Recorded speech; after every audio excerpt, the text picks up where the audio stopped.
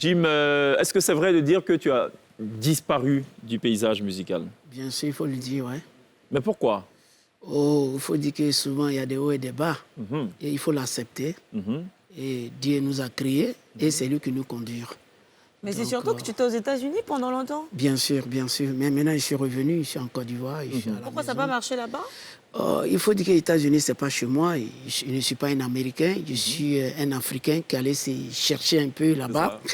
Et par rapport à la musique qui m'a mené là-bas, il y avait des séries de concerts. Et après, j'ai essayé de chercher à percer là-bas. Pourquoi pas? Voilà. Mais c'est la jungle, les États-Unis. C'est la jungle, c'est pas facile. Alpha Blondy a même chanté, il a dit mon rêve américain s'est transformé en cauchemar. My American dream turned to be a nightmare. Il en a fait une chanson d'ailleurs. Il faut. La musique, c'est la mer à boire. Hein. On pense que c'est des gens comme ça qui font la musique. C'est des gens intelligents qui font la musique. Alors, j'ai tenu absolument à te recevoir parce que pour ceux qui ne le savent pas, pour la jeune génération, c'est vrai que tu pars de ton Bondoukou natal en 1979, tu débarques en 1989. Tu fais ça. Nous, on ne peut plus parler parce que on dit qu'on est des vieux. Nous, on connaît Jim Kamson un peu. Je parle de la jeune génération. Ah, d'accord, bon, OK. Donc, la jeune génération, y compris Glisse, voilà, bien sûr. Voilà. Tu sors un premier album qui est un carton. À l'époque, il vend plus de 80 000 exemplaires. Bien sûr. Ce n'était pas donné à tout le monde de vendre 80 000 exemplaires. Donc, quand on regarde un peu l'ascension, c'est une véritable star.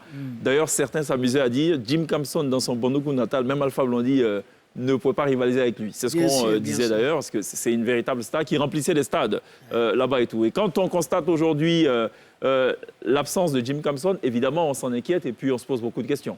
Voilà. Bon, ne vous inquiétez pas, je suis en route. D'accord. En ce moment même, je suis en plein studio, OK. en train de fredonner 15 titres. C'est cela. Parce qu'il faut dire, l'année passée, j'ai fait un album. The Lion is Back for Revolution Time. Yes, 2019. Yeah. Dès que nous avons fait la présentation de l'album, c'est le lendemain a été annoncé le corona. OK. So what are you gonna do? Yeah.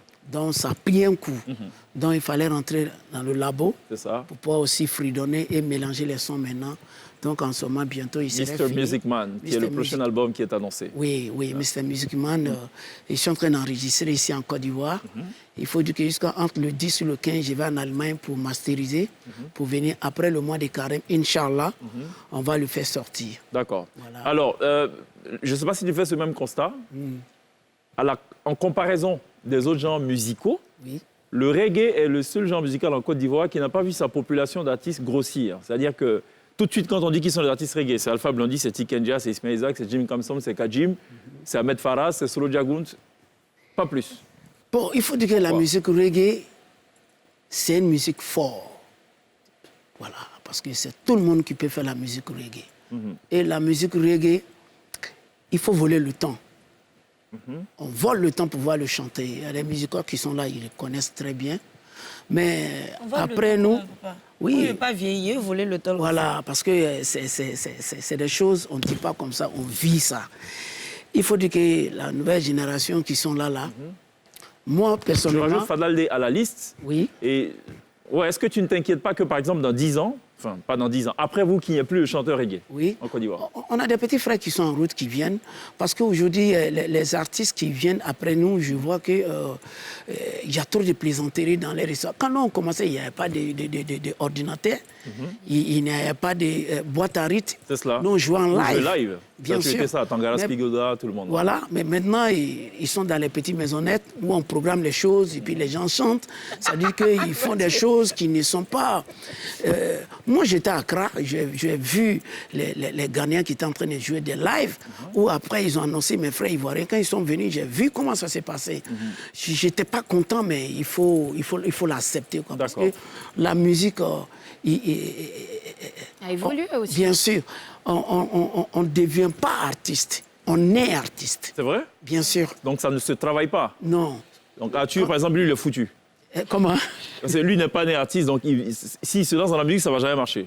Bon, il y a des feelings qu'il ne pourra pas avoir. Ah, OK. C'est une question de feeling. Les CR7, ils vont pas aimer ça. Est-ce qu'on peut parler de Mr. Music Man qui va sortir quand, finalement? 15 titres, tu l'as dit? Inch'Allah, puisque nous sommes des musulmans. Avril autour. Bien sûr. Je après le respecte Ramadan. le mois des carême. OK. Après ça, on va voir ce que Dieu va faire. D'accord. Là, ça va sortir. Ça sort cette année, c'est sûr. Inch'Allah. Et on reste dans le même Jim Kamson Dans le qu'on a même toujours tempo, connu? ça ne change pas. Et Thiago, des trucs comme ça. Gliss, Oui. il va chanter Diago. Alors, pour le bonheur de Gliss, hein, vraiment, on va offrir à Gliss ce soir, il y a Diago. Et Thiago, là. Il y a un moment, et puis la musique se coupe. Tu vois? Ça se coupe c'est comme ça, il y a un blocage. Et puis après, tu comprends.